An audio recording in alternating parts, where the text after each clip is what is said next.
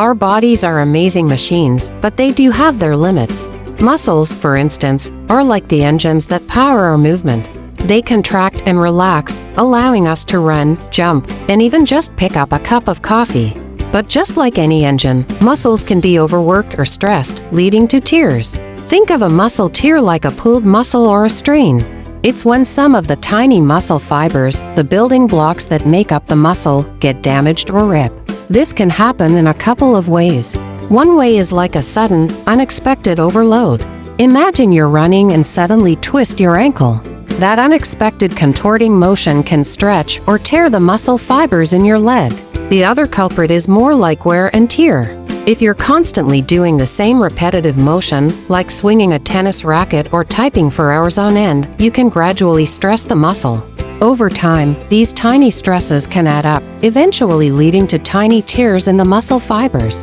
The severity of the tear depends on how much damage is done. A minor tear might just feel like a dull ache or tightness. You might even be able to continue your activity with some discomfort.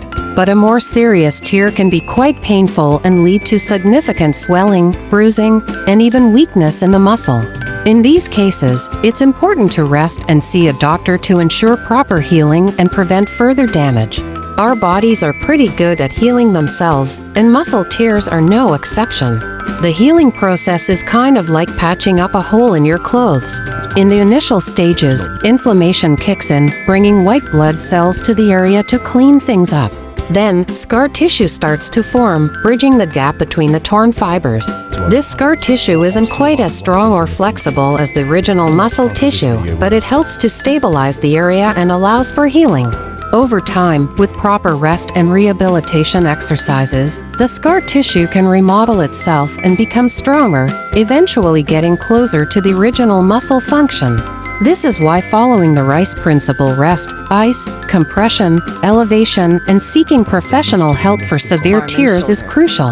It can make a big difference in how quickly and completely your muscle recovers.